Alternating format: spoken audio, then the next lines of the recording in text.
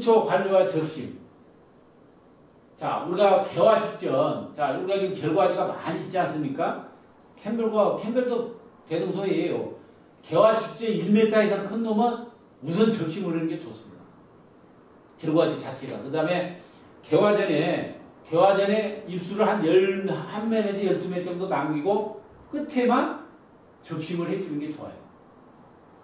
자, 부초 발생이 많을 경우 신초 한 가지당 12매 정도 확보되면 나머지 부초는 제거해주는 게 좋다. 자, 부초가 많이 나와요. 그러나 이 결과지 이걸 보니까 12매 정도 나와 있다 이 말이에요. 그러면은 12매 정도 한 결과지에 나와 있으면은 충분한 입 확보가 되기 때문에 부초를 둘 필요는 없다. 부초를 둠으로써나 햇빛이 가려가지고 광합성 능력은 떨어지고 그 다음에 호흡작용은 전역을 많이 해서 그런 문제가 있다. 단 아까 말씀을 드렸습니다만 송이 위에 바로 위에 부초는 송이가 밑에 있고 바로 위에 있는 부초는 이파리를 부초잎을 한 3장 정도 남기고 적심을 해서 그것으로 하여금 포도 송이를 햇빛으로 강한 햇빛으로 커버해주게 그런 내용을 말씀을 드렸죠. 자, 절이 전 송이 다듬기. 자, 개화 일주일 전, 개화 초기에 송이 선단부를 3 내지 4cm 남기고 나머지는, 자, 우리가 보통 사인 포도를 보면은 이 밑에 끝에 3 내지 4cm만 남기고 싹 제거를 하잖아요. 그 다음에 위에 지경을 2개만 남겨놓고, 그 다음에 집에는 1차 처리하고 위에 것을 하나 따고 그런 시스템이잖아요. 그래서 꼭 이 사이마스케 송이 다듬기를 해줘야 된다. 자, 개화 전의 화수 적용 방법. 자, 송이를 다듬기 전 모여서기. 자, 이게 지금 사이마스케 이 송이에요. 그 다음에 송이를 다듬기 후. 자, 이 부분만 남겨놓고, 이 부분만 3, 4cm 남겨놓고, 전부 이거 제거를 해야 돼요. 단, 우리가 보통 아까 이야기했잖아요. 600 내지 700g 목표, 개화 일주일 전에 약 한 3.5cm, 3cm, 개화 초기에는 한 4cm, 이것을 목표로 하려면은 개화 일주일 전에 3cm만 내겨놓고 싹 제거해야 한단 말이에요. 그래야만이 포도가 1kg짜리가 안 나오고 600 내지 700g짜리가 사이마스켓에서 나옵니다. 자, 사이마스켓 화수 정리 가장 좋은 방법 정상화수. 이렇게 송이 끝 부분만 남겨놓은 거. 그 다음에 일부 사용할 수 있는 거.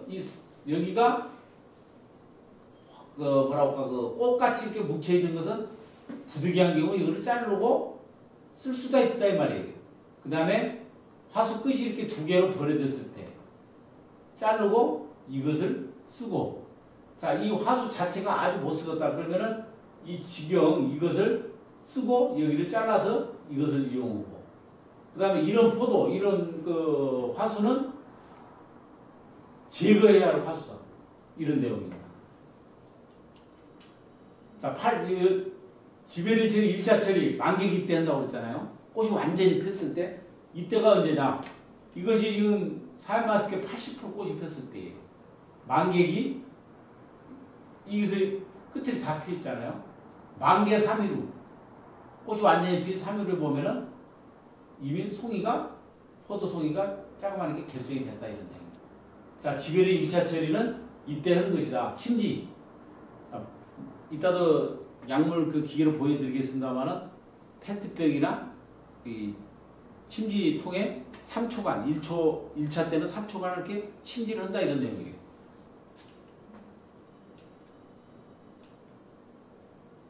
자, 꽃송이 사용 부위에 따른 모양. 송이 끝을, 아까 이야기했잖아요. 송이 끝을 절단하는 놈. 이런 모양을 보이고 있다 이 말이에요. 이 끝이 좀 약간 부자연스럽지 않습니까?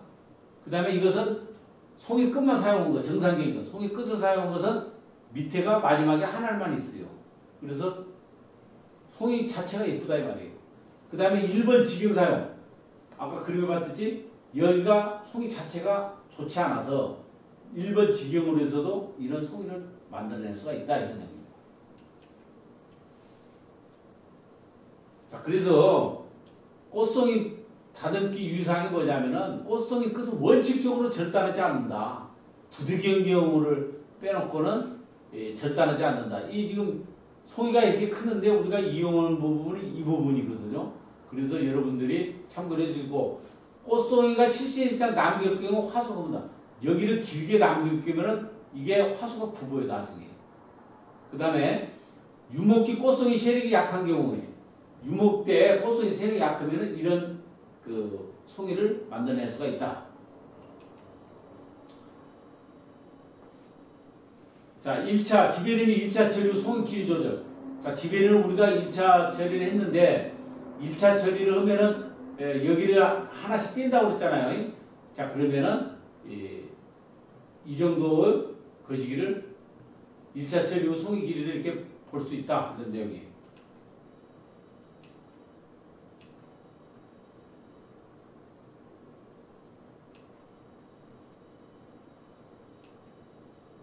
자, 우리가 자세히 봤을 때 이런 모양.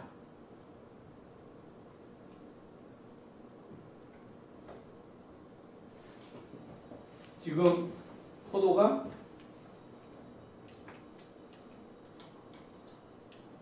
이렇게 성숙되는 모양이에요. 우리가 그 3, 4cm 남기고 끊었지만 포도송이가 보통 700g 나간다는 결론이에요. 알이 굉장히 굵잖아요. 3년생이야. 자, 유목. 예를 들어서 그 성목과 유목에 따라서 알을 달리 해야 되는데 3년생 이하 양목, 유목의 경우에는 포도 알이 10g밖에 안 나가요. 그래서 60알 정도를 둬야 한다는 거예요. 자, 성목, 뭐 한 4년, 5년생 이상에서는 나무 수세가 세잖아요. 그래서 이 알 자체가 15g이 나가요. 그래서 40알 정도만 남겨놔도 700g 가까이 나온다 이 말입니다. 그래서 유목 때는 알을 좀 많이 두고 성목 때는 40알 정도 두고 이런 내용입니다. 자, 실은 잡뿌리 발생이 적은 이유. 자, 우리가 이 사연마스켓에서 뿌리가 발생하지 않는 그 잔뿌리가 안 나오는데 전년도에 과다 착과할 때, 뿌리 환경이 불량할 때, 공기, 물 이런 그릴 때, 통기성이 불량할 때, 수분이 많아갖고 통기성이 불량할 때, 과습, 산소 부족할 때, 과근, 수분 부족할 때, 이러할 때, 그 다음에 이 뭐랄까 잔뿌리 발생이 적게 나와요. 지배를 처리 방법. 아까도 말씀드렸습니다만은 분무를 수도건데 침지하는 것이 좋다. 침지법이 좋다. 이런 내용입니다. 그래서 처리 시에는 꽃송이 윗부분까지 담기도록 확실하게 처리해야 돼요. 확실히 3초 동안 담근다. 자, 여기에도 나왔지만 플라스틱 병을 잘라가지고 사용할 수도 있다. 일반 그 플라스틱 병 뭐 음료수병 있잖아요. 그것을 사용할 수도 있다. 자, 지배의 1차 처리는 아까 이야기했지만 목적은 씨를 없애기 위해서고 농도는 12.5에서 25ppm으로고 온도와 습도는 약 요 온도가 좋습니다. 23도, 25도. 자, 1차 때는 습도가 80% 이상 돼야 돼요. 2차 때는 건조해야 하지만 1차 때는 습도가 좀 높아야 된다. 처리 시기. 이 시기가 매우 중요해요. 만개기 때 해야 된다. 이걸 늦게 한다든가 너무 빨리 한다든가 하면 문제가 있잖아요. 그래서 처리 시기가 빠르면 소립과 증가다. 그 다음에 꽃송이가, 자, 꽃송이 자체 화수가 휴어져 버린단 말이에요. 처리 시기가 빠르면. 그 다음에 과대 착립으로 알속기 노동력이 증가한다. 처리 시기가 빠르면, 자, 알속기, 착과 자체가 많이 돼요. 그래서 노동력이 굉장히 많이 든다. 그 다음에 표피 자체가 두꺼워진다. 그런 단점을 갖고 있어요. 자, 처리 시기가 늦어지면 자연 수정되어 씨가 생긴다 이 말이에요. 씨가 생겨버린다 이 말이에요. 그래서 이런 문제점이 있기 때문에 꼭 적게 해야 된다. 그 다음에 또 이제 늦어지면은 꽃들이 현상, 착립 불량할 소지가 있어요. 그래서 꼭 만개기에 1차째는 꽃을 찾아다니면서 포도 송이를 찾아다니면서 적기에 만개기 때 해야 된다. 2차 처리. 자, 2차 처리는 알을 키우기 위해서 과립비되었는데 농도는 25ppm. 온습도. 자, 습도는 아까보다 1차처보다 좀 약간 높죠. 28도 전후. 이때는 건조 조건을 유지해요. 그래서 이 처리 시기는 1차 처리 후 약 10 내지 15일. 만개 기후에. 처리 시기가 빠르면 이것도 처리 시기가 빨랐다 적기보다 그러면은 착립수가 많아져서 과립 비대가 나빠져요. 자, 처리 시기가 늦어지면은 과립 비대가 나빠진다. 뭔 말인지 알겠죠? 자, 이게 지금 이 얼룩 증상입니다. 이게 그 습이 많아가지고 원형 증상이 나오는 거예요. 2차 때 건조해야 되는데 너무나 과습했을 때 이런 증상이 나와요. 지배된 처리와 습도. 자, 1회 처리. 1회 처리는 지배된 효과를 쇠퇴시키지 않고 위해서는 처리 후 72시간 정도 상도 습도가 80%는 유지가 돼야 된다. 자, 2회 처리. 공중 습도가 높아도 지배된 처리 제재에 포함되는 전착제에 의해 약해가 발생되므로 상대 습도가 80% 이상인 경우에는 처리를 피해야 된다. 이런 거죠. 그래서 2차 처리일 때는 될 수 있으면 건조 조건 하에서 처리를 해야 된다. 지배된 처리 1차 처리 시 유의사항. 지의 용액을 만들 때 pH가 6점 이상이 되면은 효력이 떨어지므로 필히 지하수나 수돗물을 이용해야 된다. 흘러간 물을 써서는 안 된다. 자, 약액을 오래 두면, 자, 약액을 타가지고 오래 두면은 pH가 높아져서 장기간 저장은 좋지 않습니다. 자, 지에 충분히 흡수되는데 한 하루 정도가 걸리는데 처리 후 24시간 이내에 비가 내리면 약액이 유실되어 씨가 남아있거나 포도알이 제대로 커지지 않는다. 이런 문제점을 대두해요. 그래서 이것을 유념해서 처리를 하시면 되겠다. 건조한 기후가 계속되거나 30도씨 이상 고온에서는 고온 10도씨 이하의 저온 상태에서는 지의 흡수가 안 됩니다. 자, 온도가 23 내지 25도가 정도 습도는 80% 이상일 때 처리. 이때가 가장 좋다 이거예요. 1차 처리 때를 말하는 거예요. 지의 처리 후 비가 내리거나 너무 건조하여 약액이 충분히 흡수되지 않았을 때에는 다시 처리를 한다. 자, 재처리를 할 때에는 농도를 기존보다 50% 범도 가감 줄여줘야 된다. 두 번 처리할 때는 그래야 된다 이겁니다. 재처리 시기는 빠를수록 좋으나 늦어도 3일 후까지는 처리해야 된다. 이런 유의사항을 알고 처리해 주시면 되겠습니다. 자, 풀매트와 더클에 대해서 말씀드리겠습니다. 샤인마스켓의 이 수정률 향상 및 과립 비대를 위해서는 풀매트와 더클을 사용을 하셔야 되는데요. 이것도 그 식물 생장 조절제입니다. 그래서 이게 사용 농도를 보면은 농도가 높으면 포도알이 좀 커지고 당도가 떨어지는 경향이 있어요. 그래서 뭐랄까 5ppm 이하에서 사용이 바람직하게 되겠습니다. 스트롭토마이신, 브라마이신이죠. 그래서 배조 발육에 저해하여 무역화에 효과가 있다는 게 쉽게 말해서 그 씨를 없애기 위해서는 이 브라마이신을 꼭 사용하는 것이 좋습니다. 그래서 그 사용 농도는 약 한 200ppm, 한 1100 정도 되겠죠. 그래서 꼭 처리해 주시기 바랍니다. 자, 스트롭토마이신의 그 사용 방법을 보면 이 사용 목적은 종자를 없애기 위해서 한 겁니다. 1100이라고 그랬죠. 그래서 물 20리터에 약 한 20g 정도 해서 사용 시기는 만개 예정인 14일 전이 좋습니다. 그래서 이때 살포를 한다든가 또 화방 침지, 농가들이 이 살포를 많이 하고 있습니다. 샤인마스켓 생장종의 이제 처리 기준을 보면 아까도 말씀을 드렸습니다만은 말씀을 드리면은 1차 처리와 2차 처리 참고를 해가지고 GA 더클이 만개 후 2차 처리는 만개 후 10 내지 15일 GA 더클이 풀매트 이 농도라든가 이런 것을 했기 때문에 참고해가지고 제거하시면 되겠습니다. 각종 약재 희석 방법에 가서 우리가 그 사인을 재배하다 보면은 뭐 지베렐이라든가 브라마이신, 풀메트, 더크리 이런 것들을 그 혼용이 돼 있는데 간단명령하게 정리해 놨기 때문에 물 20리터에 들어가는 개수라든가 이런 것을 정리했기 때문에 농사를 지시는 데 활용하시면 되겠습니다. 자, 지베렐리 희석 방법은 아까도 말씀드렸죠.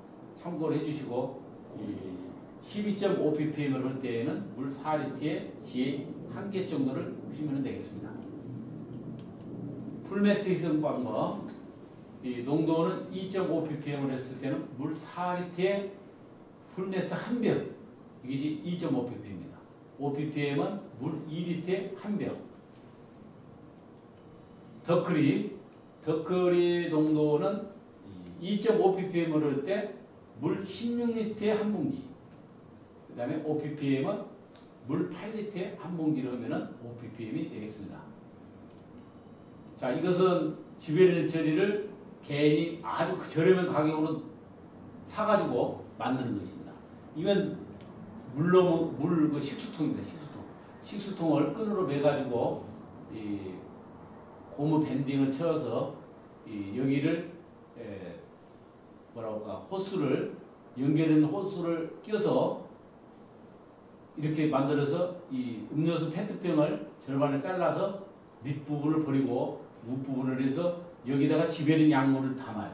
그래서 이것을 메고 다녀가지고 이 여기가 약물이 이 정도 오게끔 해서 계속 송이에 꽂다가 약물이 모자라면 약물이 떨어질 경우에는 이 코크를 열어서 여기에 있는 약물이 이로 오게끔 해가지고 사용하는 닭입니다. 그래서 이 일반 식수통으로 만들어가지고 했을 때 아주 가격이 저렴이기 때문에 이런 방법도 있다.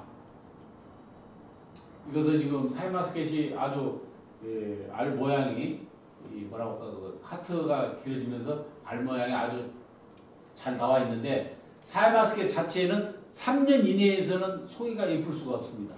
3년 이상 된 성목에서 이런 모양이 예쁘게 나오기 때문에 유목에서 왜 모양이 안 예쁘지 그건 걱정할 필요가 없어요. 3, 4년 농사를 짓다 보면 이 송이가 예쁜 송이가 잘 나옵니다. 자, 이것은 지금 사이마스켓 전용 봉지를 씌우는 봉지입니다. 이 파란 봉지가 사이마스켓을 씌웠던 전용 봉지고 이 줄 간격도 지금 2.7m가 되겠고요. 지금 그 농사를 지시다가 수분이 많았을 때에는 지금 이 전체가 지금 피복이 되어 있는데 이 표면에 피복이 되어 있는데 수분이 많았을 때는 얘가 지금 배수로예요. 이 간격이 비닐과 좀 걷어져야 됩니다. 그래서 이 토양이 여기서 증발이 될 수 있도록 이 완벽하게 피복을 한다는 것은 사이마스켓에 좋지 않는 것 같아요. 그래서 그런 관계를 가지고 수분 관리를 해주시면 좋을 것 같습니다. 지금 이것은 저희들이 비파악의 당도 선별기를 금년에 검사를 해보니까 이게 지금 비파악의 당도 선별기예요. 사이마스켓 전용 선별기입니다. 일반 선별기에서는 이것을 채취를 해서 이것을 짝에서 즙을 내서 채취해야 되는데 이것은 여기에 대게 되면은 디지털로 당도가 측정이 되는데 일반 수동 기계와 비교했을 때 0.3브룩스 차이밖에 나지 않습니다. 그래서 오차 범위가 나지 않기 때문에 앞으로는 꼭 사이마스켓 전용 당도 측정기, 비파계 당도 측정기를 활용해서 수확 적기를 판단해야 될 것 같습니다. 지금 이것은 지금 알이 아주 지금 예쁘게 돼 있죠. 이것은 지금 이 사이마스켓은 지금 굉장히 겨울철에 마이너스 15도에 죽은다고 그랬지 않습니까? 그래서 원래는 이 주지선 자체가 전부 볏짚으로 묶어져야 됩니다. 그러나 지금 우리가 하우스 양쪽에 지금 보온을 지금 커버가 되기 때문에 지금 이 주지 선만 볏짚으로 보온이 들어간 상태가 되겠습니다. 이것은 사료용 사료용 그 한우 사료용 포대로 묶고 토양이 얼기 때문에 왕개를 뿌리 부위에 깔고 보온을 했다가 이듬해 그 추위가 지나가면 이 왕개를 제거해서 보온하는 방법이 되겠습니다. 이건 제피 곰팡이병입니다. 병의 중에 들어가서 제피 곰팡이병이 송이 자체에서도 나오고 입에서도 쉽게 말해서 이 입과 입 사이 여기서 곰팡이성이 나와가지고 병원균이 발현이 되겠습니다. 제피 곰팡이병 열매에서 나오는 모양입니다. 제피 곰팡이병 열매에서 나오는 모양. 자, 제피 곰팡이병 말씀드렸죠. 이 계통별로 작용 기작을 따라서 약을 선택해야 된다. 여기에서 금모르기 같은 경우는 혼합제다. 사와 라가 있다. 자, 여기에 뭐 사파이아는 마이고 블루제는 다이고 이런 그 작용 기장이 틀린 것을 사용해 주시면 될 것 같습니다. 이건 녹균병입니다. 녹균병은 이게 입 뒷면인데 입 전면보다는 뒷면을 보면은 이게 지금 사회마스크에서 아주 지금 캠벨에서는 갈반병, 사회마스크에서는 녹균병이 취약한 병입니다. 그래서 잎에 열매 송이의 그 줄기에서 나오는 병증이 되겠습니다. 녹균병도 작용 기장에 따라서 약제를 선택을 해서 예를 들어서 오티바는 다 상기작이고 아미스타도 다 상기작 같은 계통이다 이 말입니다. 그래서 헤비치도 다 3이죠. 이번에 다 3을 썼으면은 뭐 다 4에 5 혼합제에 있을 거는 이것을 쓴다든가 해가지고 뭐라고 할까 내성이 안 생기도록 해주시면 될 것 같습니다. 요거 탄저병은 뭐 과에서 많이 나오는 거죠. 이 비가림 상태에서도 탄저병이 나오기 때문에 잘 관찰해가지고 과일에서 이 탄저병이 나오는 겁니다. 탄저병 약도 내성이 안 생기도록 이 작용 기장을 봐서 약제 선택을 해주십사는 것을 말씀드립니다. 예를 들자면 프리겐과 살림꾼은 4원, 4일 똑같은 계통이다 이 말입니다. 그래서 계통을 달리해서 사용해 주시기 바랍니다. 이건 꼭지마름병. 자, 지금 캠벨에서도 꼭지마름병이 많이 나오잖아요. 사인에서도 굉장히 많이 나옵니다. 그래서 이렇게 심할 때는 꼭지가 완전히 말라가지고 것입니다. 그래서 초기에 잘 관찰을 하셔가지고 방계를 해주셔야 되겠습니다. 자, 꼭지마름병 약도 준사리, 노브랄, 살균량은 마3으로서 같은 기장이 있다. 이런 내용이에요. 흰가루병 잘 아시죠? 캠벨에서도 많이 나오죠. 자, 프르겐, 시텐, 트리우민 전부 4,1입니다. 이 같은 계종이에요. 그래서 이것을 한번 쓰면은 뭐 아사 이것을 쓴다든가 뭐 칼을 쓴다든가 해서 연속 사용이 안 되도록 해주시면 될 것 같습니다. 총체벌레 해충이죠. 자, 총체벌레는 이 과에서 나오고 입에서도 나오고. 자, 이것도 이거 만장일치 골드 같은 경우는 혼합제예요.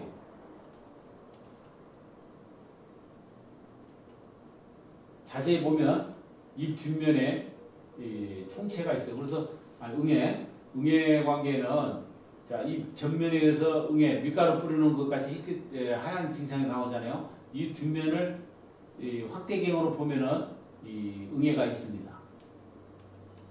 응애약도 작용 기장에 따라서 내성이 안 생기도록 약제 선택을 해서 방지해 주시면 될 것 같습니다.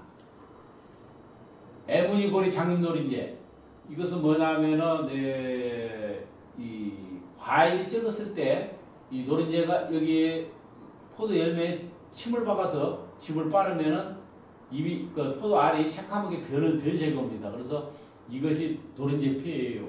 그래서 이제 과가 크면은 이 상처가 나가지고 상품가가 떨어지는데 이것도 방지에 철저히 해주셔야 될 것 같습니다. 노린제 약은 계통별로 분리를 해놨기 때문에 이것도 계통을 봐가면서 약제 선택을 해주시기 바랍니다.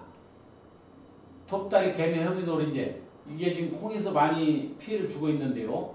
이 사회마스크에서도 이 피해를 주고 있습니다. 그래서 이 톱다리 개미놀이 현재가 시크는 것은 여기에 이 과가 어느 정도 컸을 때 약간 들어가는 흠집이 생기고 이런 증상을 나타냅니다. 자, 포도 애털날개나와 이것은 특히나 이 포도 아래에 이 구멍이 뚫려 있으면서 이런 증상을 보여요. 그래서 초기 관찰이 매우 중요하다. 이건 포도 열점박이 잎벌레인데요. 포도 잎을 이렇게 시큰을 하고 이건 애벌레가 지금 포도 열매를 시크는 해가 되겠습니다. 그래서 방제 적기가 매우 중요하다 이것은. 그래서 1차 때는 6월 상중순, 2차 때는 8월 중순 내에 상중순에 필히 해충을 방제해 주셔야만 되겠습니다. 약은 방제 약제에는 계통별로 되어 있기 때문에 참고해서 방제해 주시면 되겠습니다. 약은 자, 약을 뿌리고 나서 남아있는 증상이죠. 참고로 해주시고요. 과피갈변, 약흔에 의한 어느 정도 과가 컸을 때 갈변 증상이 나타나는데 이게 지금 약흔에서 나타납니다. 약흔에 의한 2차 피해. 자, 알속기 후, 알속기를 오고 수확기 때, 알속기 때 이렇게 간격이 굉장히 떨어져 있지만 이 알 자체가 크기 때문에 큰과 동시에 이렇게 포화 상태로 송이가 예쁘게 구성된다는 것을 알아야만 되겠습니다. 자, 과다 착과. 자, 포도에서 최고 품질을 생산하려면 첫째 과다 착과를 하지 말라고 그랬잖아요. 적정량 착과. 300평에 약 한 3,000송이 정도, 평당 10송이 정도 하라고 그랬죠. 그 다음에 과를 너무 크게 하지 말라. 500 내지 700g. 그래야만이 맛있는 포도가 나오고 당도 빨리 나오고 마모양이 난다. 이런 내용입니다. 그래서 과다 착과하면 숙기가 지연되고 품질이 저하되고 다음에까지 간다. 다음에 발화가 균이 된다. 저장량도 부족 현상으로 해서 발화가 불균일하다. 이런 내용입니다. 이거 지금 저희들이 12월 15일인데 저온 저장고 1도에 저장해 놓은 상태입니다.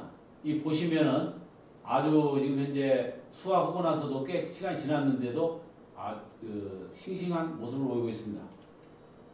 지금 이것도 마찬가지입니다. 지금 저장을 해가지고 저온 저장고에서 저장한 모습을 보고 있는 겁니다. 12월 15일 현재입니다. 대단히 감사합니다.